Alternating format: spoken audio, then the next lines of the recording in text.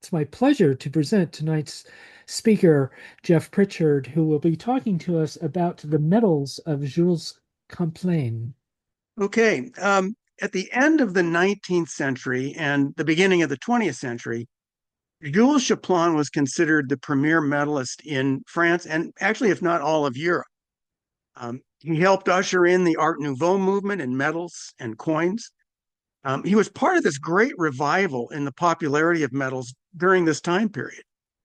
But today, about 125 years after the real height of his popularity, Chaplain is pretty much an unknown. His medals are overlooked, ignored, or forgotten, and hence the title of this, The Forgotten Master. And I thought tonight I'd just go through kind of the life and times and obviously the medals and plaquettes of Chaplain, um, kind of why he was as popular as he was in his heyday. Um, this is really kind of a teaser. This is what got me interested in looking at Chaplain.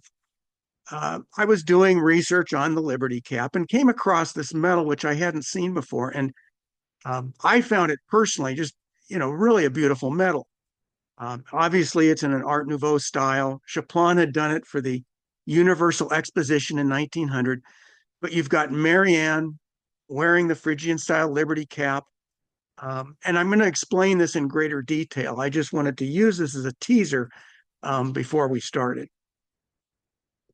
Well, I thought what would be helpful is to go through a very fast biographical background on Chaplain and really just to provide context, really just kind of hitting some milestones. And then talk about briefly the medal resurgence that occurred not only in France, but throughout all of Europe and even touched the United States during this era. Quickly explain the Art Nouveau movement. That was a reminder. And then the bulk of the presentation will be looking at Chaplain's medals and the plaquettes that he did. So Chaplain was born in 1839, and in 1857, he's accepted to the School of Fine Arts in Paris within sculpting.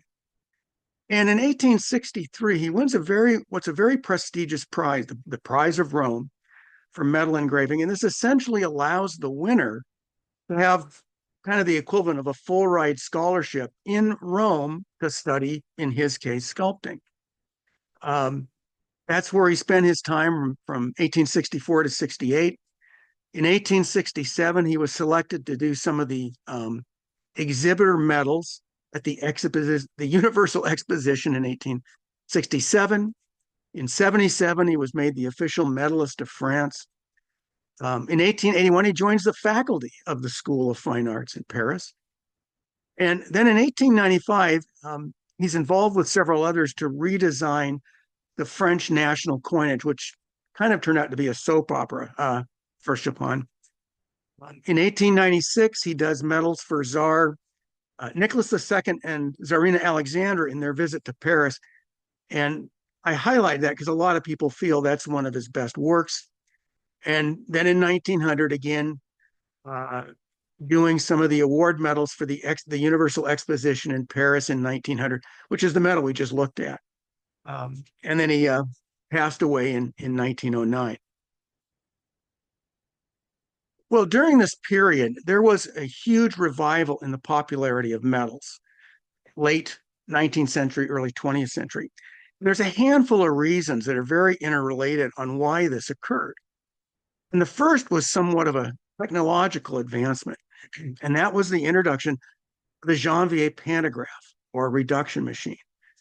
Now, just as kind of a review, the reduction machine or pantograph allowed an artist to create a bas relief the size of maybe a dinner plate or a platter.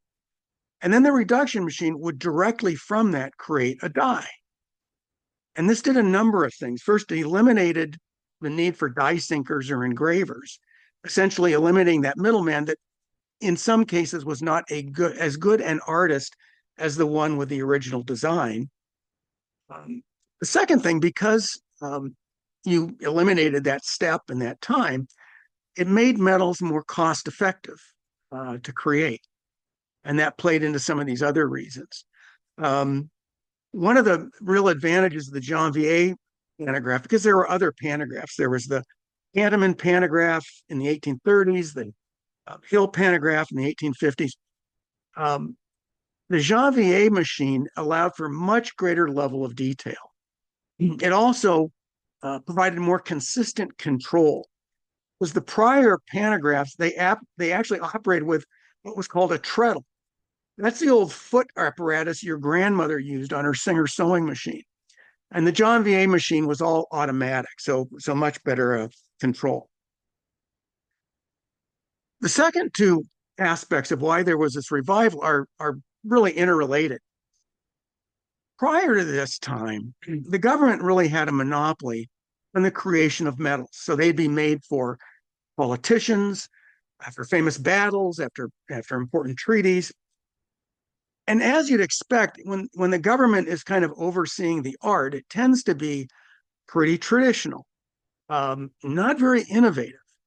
And that was certainly the case. And while individually, a lot of these medals were really beautiful, they all had the same look and feel to them. So as a whole, they're kind of boring.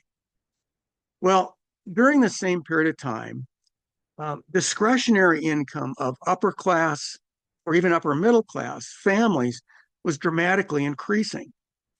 That allowed them to commission medals. And so for the first time, the government didn't have almost a near monopoly on the creation of medals. And what that did was that the individuals were much more open to artistic experimentation. So there's a real blossoming during this period of the artistry and kind of new and innovative artistry on the medals at this time because the government no longer had a kind of a monopoly on that. And then the other element, I kind of call this cultural infrastructure. But it's a handful of things these are very interrelated, very synergistic. Um, First off, you had a lot of prestigious prizes and awards to recognize the medalists. The Prize of Rome is an example. So they got a lot of recognition. The other thing is that these expositions included medals. Now, and I'm sure most of you know that these expositions were akin to a World's Fair, and they tended to focus on two elements. They focused on advancements in industry technology, and they focused on the arts. And these expositions began including medals more and more and more as pieces of art, which the public, recognized. Kind of as a result of that, many of the museums around Europe began to add medals to their collections and exhibit them. Major museum in Luxembourg, there was one in Hamburg, Vienna, Copenhagen, even the Metropolitan Museum, the Met in New York. They were given a large medal collection in 1897, primary medals of Roty and Chaplain, and they displayed them. And that just added to the public's acceptance. And there were medal societies that cropped up throughout Europe. So, essentially sophisticated coin clubs. Another thing I didn't even include on this is that art critics began to include in their reviews new medals that had come out. So instead of just reviewing in the newspapers the latest opera or symphony or fine art painting, medals began to get reviewed as pieces of art. So all those together really created a lot of, again, kind of this revival in the popularity of medals at this time. Well, I'd mentioned the Art Nouveau movement and how Chaplain really helped usher this in. And the Art Nouveau movement began in the late 1880s, and it became incredibly popular. One historian described it as incandescent because it burned so brightly, and then just as quickly it faded out right before World War I. But during the height of its popularity, it was literally everywhere. You could see it in architecture. You see it in these two stairways. It was in furniture, glassware, book illustrations, posters, jewelry, ceramics, textiles, advertising, and coins and medals. And the Art Nouveau style, it was very organic, very, a lot of flowing lines. And nature was a real common motif. Um, Dragonflies were very popular, as were floral arrangements, such as orchids were used a lot, irises, lilies, tulips. These two Tiffany lamps, you can see this one on the left, the dragonfly motif that's worked into it. And then this other Tiffany lamp, you've got wisteria flowers, the main part of the motif. The other thing that was prominently displayed in Art Nouveau were women, and these were, I was going to say idealistic, but typically really more sensually portrayed. Long flowing hair, uh, quite often nude, portrayed as nymphs or woodland fairies.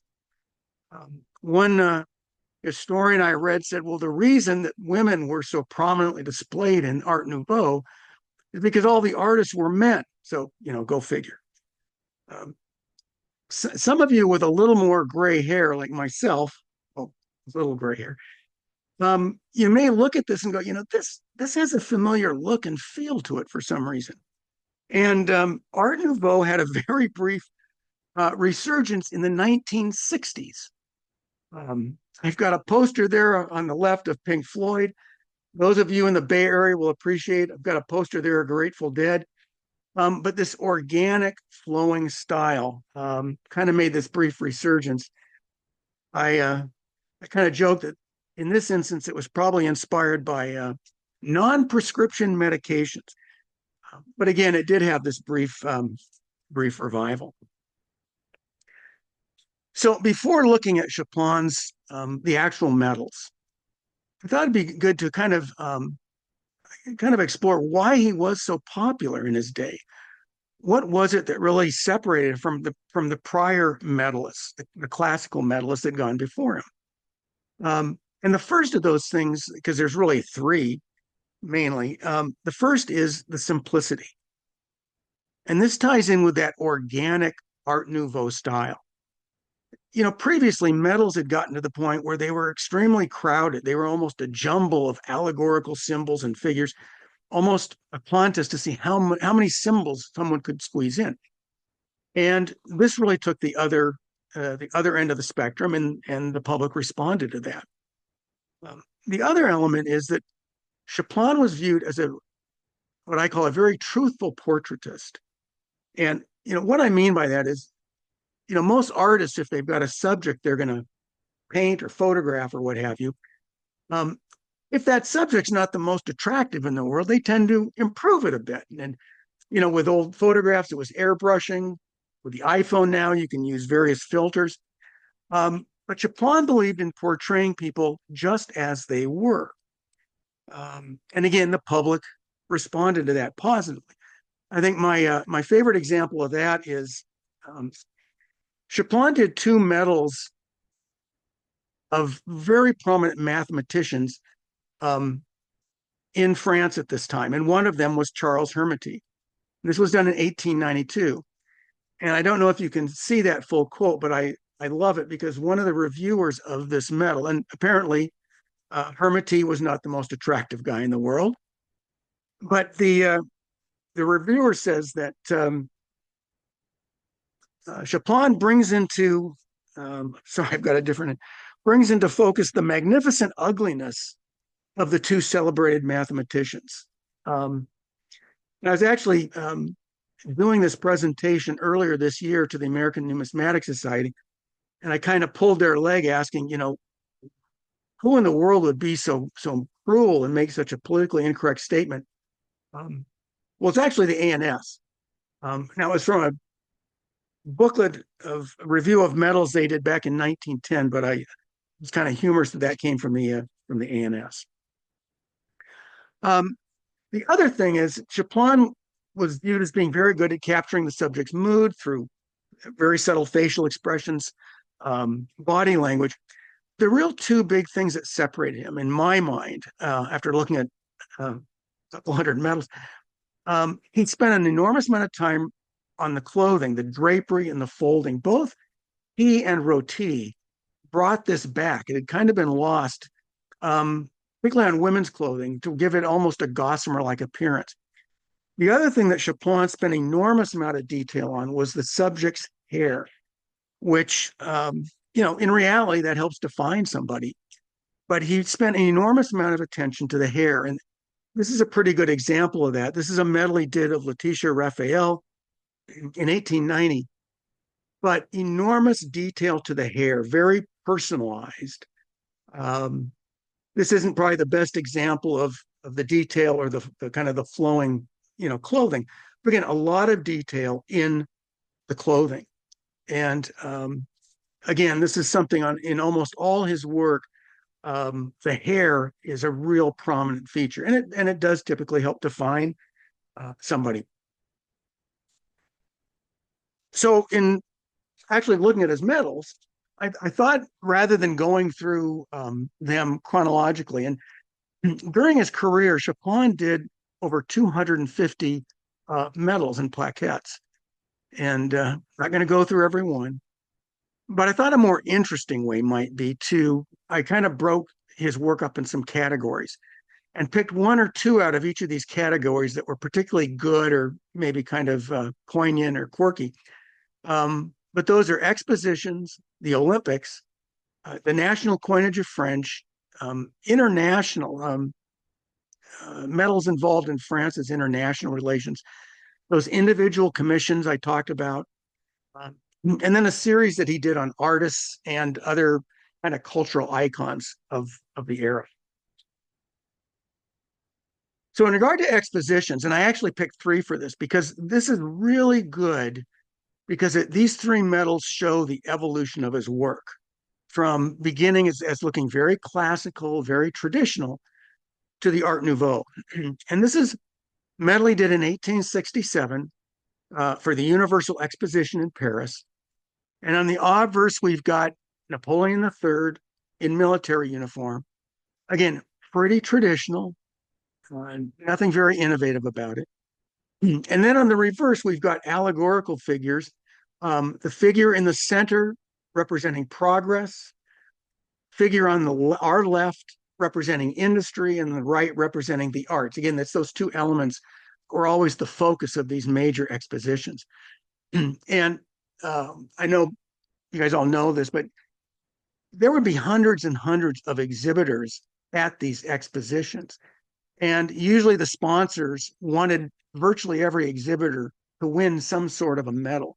So these things were made in the hundreds, and you'd have gold-plated, silver-plated, and bronze. Well, I'm sorry. One of the interesting things on Napoleon III's jacket, when we look closely, are bees. Here's a bee, here's a bee. I think this is supposed to be a bee. Some of you may be asking, what's with the bees? Well, when Napoleon Bonaparte was the emperor of France, he made bees the national or the imperial emblem because he admired their industry and their loyalty, which if you're an emperor, you kind of like those in your subjects. So those are the bees that are on Napoleon III's jacket. Well, the next exposition Chaplain did the medals for was in 1878. And looking at the obverse, you can see a huge leap forward in his work, in the style of his work. Much cleaner, much simpler. This is Marianne, a lot more detail in her hair, but just a much cleaner look. The star you see above Marianne, and this you'll see on numerous coins and in other aspects of their art, that's symbolic of divinity, hope, and inspiration. And again, you'll see it from time to time on their coinage. The reverse of this medal is a little more traditional. We've got the winged figure of fame, and room to inscribe the name of that exhibitor that won this medal. Just side note, when we've got a winged figure with a trumpet, like in this case, supposed to represent fame, when that winged figure doesn't have the trumpet, it typically represents victory. Just a quick FYI. And then the third exposition he did medals for was in 1900, and these are ones we looked at the outset. And this is really the height of Chaplain's Art Nouveau work. It's also considered the height of the whole Art Nouveau movement. But on the obverse here, we've got Marianne, Phrygian style Liberty cap. Um, and that oak wreath she has is actually growing out of the oak tree. So very organic. And then excuse me, and then her hair is actually intertwined with the roots of the tree. So again, a very organic look and feel to it. And she's overlooking the city of Paris. You can see Notre Dame there. And again, the reverse pretty, a lot more traditional. The winged figure of victory carrying the allegorical figure of progress.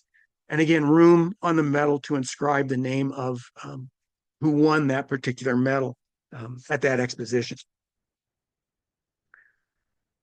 Well, Chaplain was also involved in the first modern Olympics. I know most of you know that Greece held the Olympics for almost 1,500 years. And then in the year 393, they were stopped. But a Frenchman by the name of Pierre Coubertin really had the idea to revive them, to have modern Olympics. And because of his involvement and France's involvement, Chaplain ended up doing the medals for that first Olympics in 1896. These were the medals that were given to the winners of the events. Only 14 countries attended the first Olympics. There was a bronze version that was given to the participants who didn't win and was also available for tourists. But on the obverse, we've got the figure of Zeus, or the portrait of Zeus, holding a small globe with a winged figure of victory balancing atop of it, holding an olive branch. And on the reverse, of course, is the Acropolis. And in the excerpt below, it says at Athens, 1896. Now, this very same design was used for the Olympics in 1906, as you see here. Now, those of you who are either follow sports or are good at math might think about this, say, well, we had the first in 1896, and because they happen every 4 years, then 1900, 1904, they were actually in St. Louis. 1906 doesn't fit. And you'd be right. France and Greece tried to essentially promote the Olympics and have them happen every 2 years. 20 countries showed up, but the IOC didn't approve these. In fact, they've disallowed all the results, and this is actually called the Forgotten Olympics. If you go into a museum that has all the various Olympic medals from the various Olympics, this one is never included. Now, one thing that I discovered is in a lot of auction catalogs, they'll sometimes describe this Zeus as Jupiter. And the reason for that is in the really incredible similarity between Chaplain's Zeus figure and the mask or the bust of Jupiter. Jupiter, of course, is the Roman equivalent of Zeus.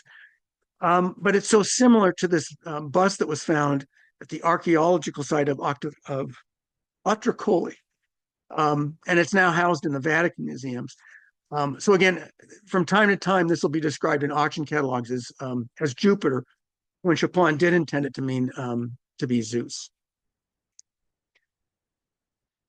Well, in 1895, Chaplain got involved in what turned out to be a real cluster from his standpoint. In fact, those of you who are in the Metal Collectors of America, I've got an article in the December advisory just about this incidence of Chaplain and the French coinage, because it was such a kind of a soap opera.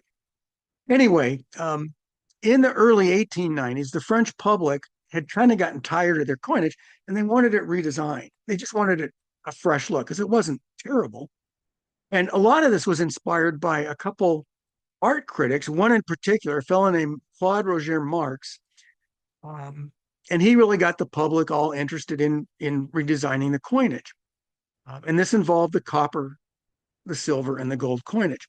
And the finance minister at the time, typically you'd have a contest. People would, various artists would provide sketches and you'd go from there. The finance minister, a guy named Dumais, he didn't have any of that. He felt he knew who the three greatest medalists were at this time in France, and he basically assigned them.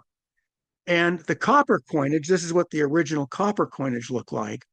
And the finance minister picked Daniel Dupois to redesign the copper coinage. And this is what Dupois, his version. You've got Marianne, Phrygian style Liberty cap, the olive wreath, and then the silver coinage. And this is what the original silver coinage looked like. These originals were done in 1871. You got Marianne, you've got the star above her. And the redesign on the silver coinage, of course, was done none other than Louis Oscar Roty. And this is the famous Sower design. In fact, the American Numismatic Society had a pretty extensive article earlier this year in their magazine about how this design evolved, how it inspired our own Walking Liberty half dollar. And the gold coinage, which you typically would view as the most prestigious in a country's monetary system, that was reserved for Chaplain. And you can see here the gold coinage probably needed a redesign more than any of the others. You've got the winged genius inscribing their constitution. This sad French cockerel, the French rooster, that's a pretty sad portrayal of it. But if you look at the base, you see that name Dupré. That's because this was actually designed by Augustin Dupré, who did the Libertas Americana medal back in 1783. This design was almost 100 years old when it was introduced in 1871, so it was really outdated. This is the design that Chaplain came up with for the gold coinage, for the 20 and 10 francs. Very similar to that 1900 Universal Exposition medal. You've got Marianne wearing the Phrygian style Liberty cap, the oak wreath. And even though the cap covers up her hair, Chaplain has still worked in a lot of detail in the hair. And then around the circumference, you've got this really nice beadwork, or I've seen it described as an egg motif, as opposed to denticles, which is, again, really a nice look. And the French rooster, well, Chaplain made a great improvement with that, with a much bolder, much more dynamic rooster. He actually got a lot of criticism for this. A lot of the art critics said, why have we put, quote, a dirty barnyard animal, unquote, on the back of our coins? And obviously this was a symbol of France since Gallic times. But Chaplain's intent was to underscore the country's rural roots. And he felt the rooster, very proud animal, very brave, very vigilant. But again, he actually received criticism from certain quarters on the design. Although this rooster actually turned out to be a very feisty rooster, because in World War I, they actually used it on posters and postcards when they were urging the public, see it here attacking the German Hun, when they were urging the public to turn in their gold coins to buy war bonds, because France needed the gold to finance the war. This is one of the reasons that Chaplain really fell out of, I guess, widespread recognition with the country, because his coins were stopped. The gold coins were stopped being minted in 1914 because of the war, and then so many of them were recalled to be melted down to support the war effort. And you didn't have that with the silver or the copper coins. So kind of an interesting side note to his lack of familiarity. Well, he also did medals in support of France's international diplomacy efforts.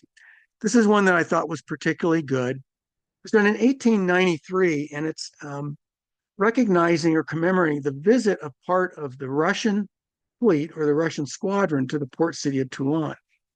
And on the obverse, we've got the figure on the left representing Russia wearing that famous pearl tiara, the kokoshnik, I believe it's called.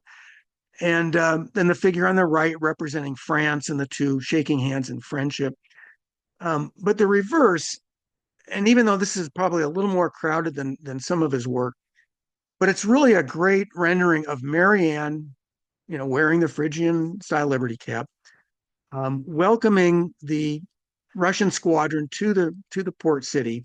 You've got the Russian coat of arms here, but you look at her gown or her robe, the folds, the drapery, and Chaplin's given it that gossamer-like look.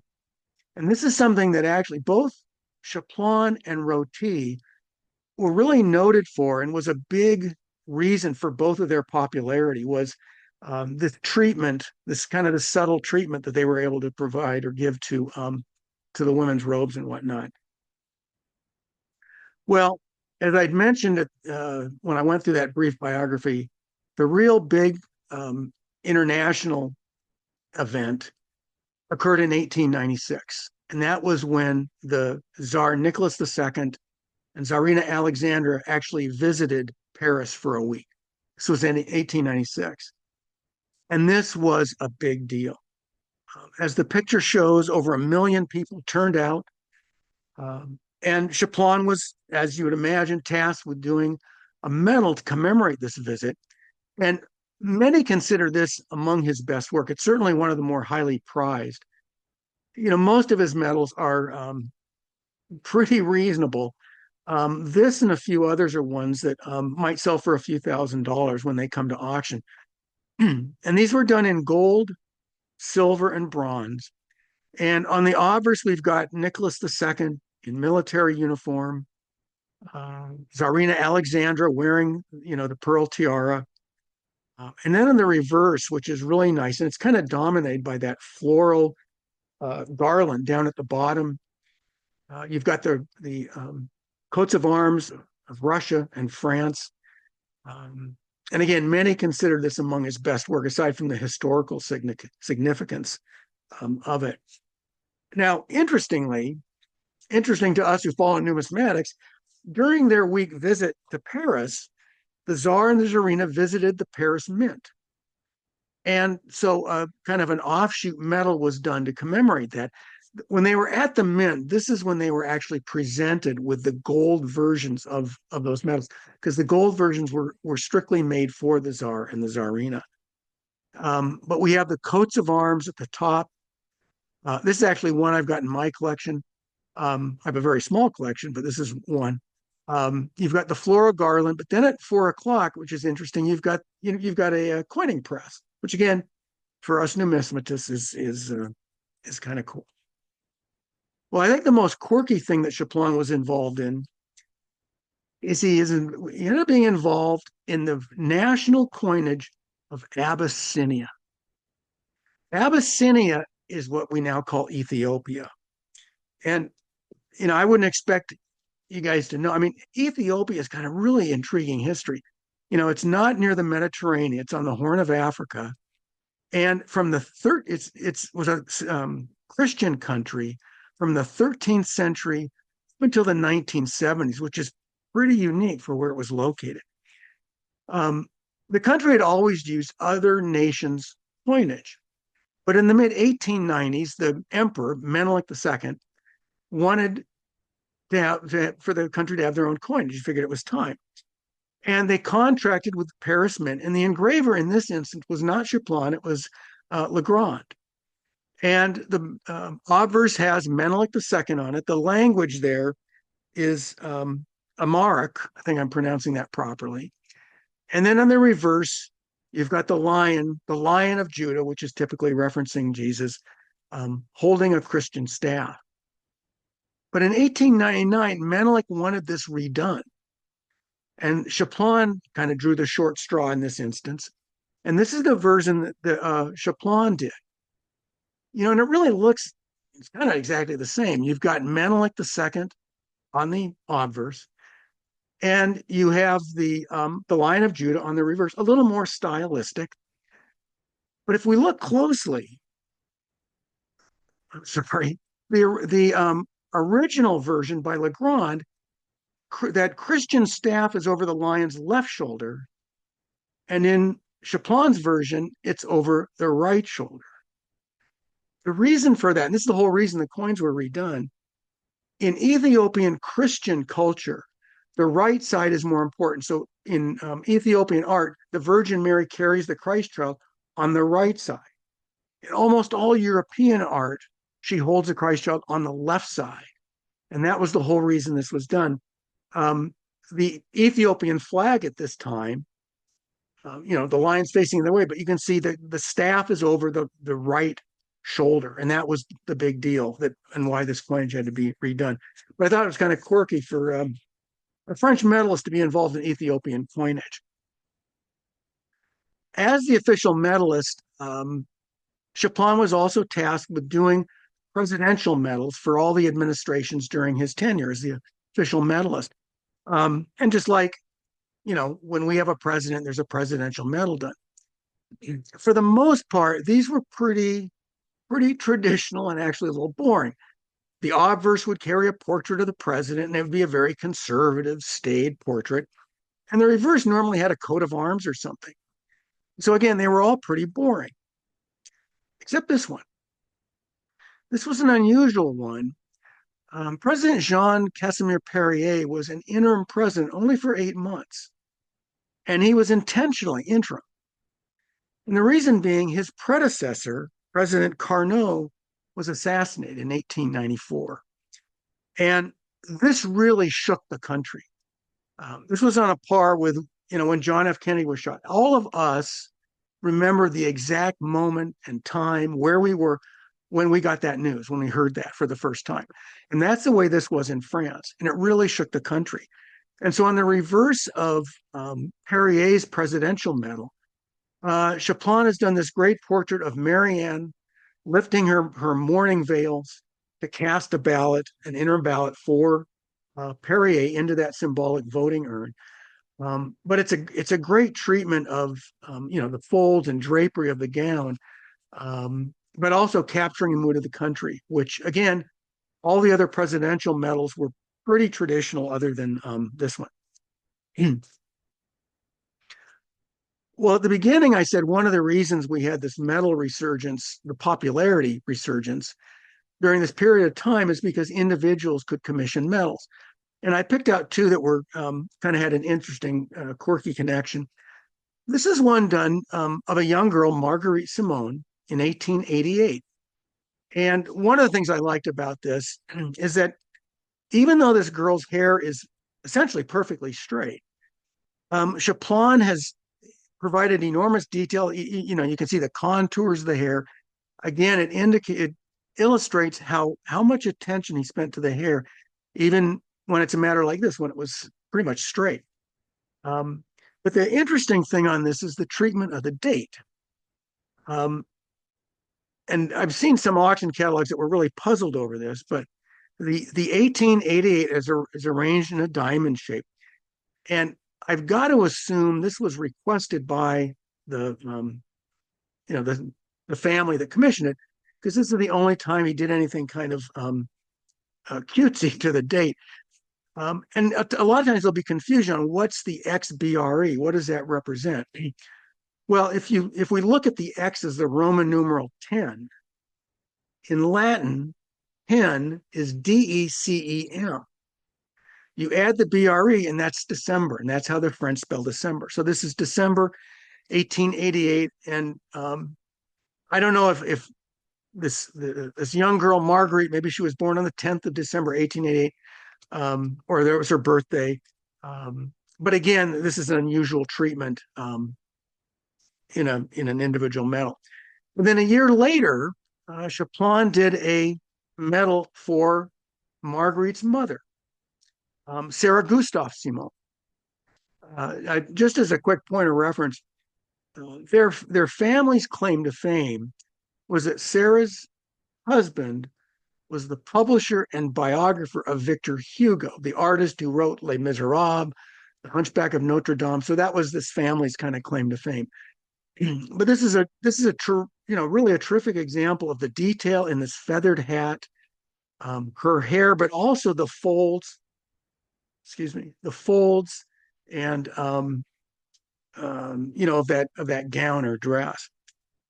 What just popped up on the screen, I was gonna say, I've seen this sometimes incorrectly referenced as a medal for Sarah Bernhardt, and probably because of the ostentatious hat, the ostentatious clothing. But the clue or the tell in this medal, where this is definitely not Sarah Bernhardt, is that she's wearing a small brooch on her fur collar. And when we look closely, it's a miniature of the medal that Chaplain made a year earlier of the young Marguerite Simon.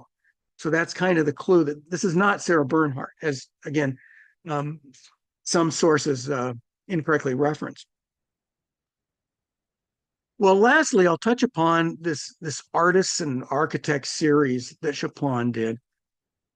Chaplain was really praised for this, and not so much or just for the artistic element, because the artistry is good, but he was really praised because between 1879 and 1889, he took it upon himself to highlight 20 of, I guess, what you'd call cultural icons of France at this time. Artists, composers, architects, sculptors, and again, kind of highlighting them during their lifetime. And he was really praised for that as much as the artistry. And I'm just going to show two. The first one is for Eugene Guillaume, and he was a sculptor, and you can see an example of his work. And on the obverse, we've got the portrait of Guillaume, a lot of attention paid to the beard and the hair.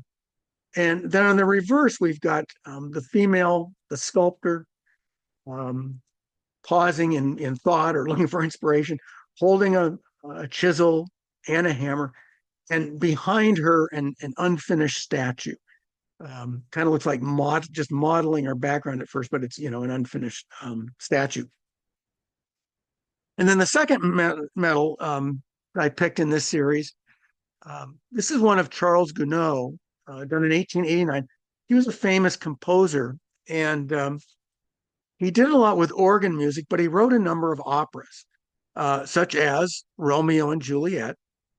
And on the obverse, we've got a portrait of Gounod, but on the reverse, and this really ties in with that Art Nouveau style, you've got this young woman seated at an organ, again tying in with that he did a lot of organ music. But and her dress very nice, the folds and whatnot, and she's holding the opera Faust, which Gounod also wrote. But if you can see it, I've got all of your smiling faces in blocking this. But if you follow her braid all the way down, it intertwines with the plant that's growing and the lettering. And so again, it's tying in with this that Art Nouveau style, but also his always providing a great deal of attention to the subject matter's hair. So I mentioned that Chaplain is all but forgotten. So what of his legacy? One of his legacies is that while he taught and mentored at the School of Fine Arts in Paris, he worked with both that generation and future generations, some of the real great medalists of that era. A number of them, Paul Grandhomme, this is one of his medals done in 1912. Auguste Petit, this is a plaquette of Petit's done in 1900. Frederick Vernon, and this is kind of interesting because these were medals for the 1900 Summer Olympics, but they were in a plaquette, a rectangular shape. Also taught Abel Lafleur. This I kind of like this because Lafleur designed the very first FIFA World Cup trophy in 1929. It's kind of cool if you're into soccer or football. And Victor David Brenner. Okay, now actually, this is a little bait and switch on my part. Brenner did study sculpting in Paris and very briefly interacted with Chaplain at the School of Fine Arts. Most of Brenner's time was spent at the Julian Academy studying under Roty. But when Brenner returned to the United States after doing the penny, he wrote a booklet in 1910 on how medals were made. And he had various pictures of himself in various stages of medal production. But at the back of the booklet, he had notes and highlights about who he thought were the two greatest medalists. at this time. And he highlighted Roty and Chaplain. And of Chaplain, he wrote, in Chaplain's works, a remarkable boldness of plan and a fondness for heroic figuration. He excels in the characterization of the subject without losing the classical element. And again, this was um, a, a booklet that Brenner wrote in 1910. And then the Paris Mint did honor not only Chaplain, but a lot of the engravers. Um, this was originally a plaquette done by Alphonse Lechebrel in 1891. And you can see we've got this woodland nymph inscribing the names of engravers on this tree. The Paris Mint reissued this. I guess they bought the rights to it. They reissued this in 1899 and really circulated it more broadly.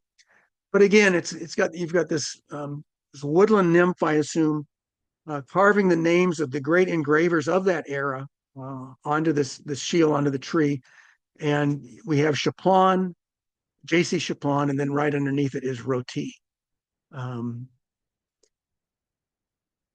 I guess to conclude, I would just kind of wrap up that I think it's kind of ironic, or I wouldn't say sad, but ironic that during his heyday, during his time, Clement was, or Chaplain was so popular.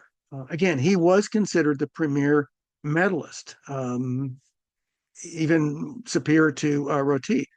And today, again, his medals, most of them can be had for a song, all but overlooked. And hence, again, the title, The Forgotten Master. So.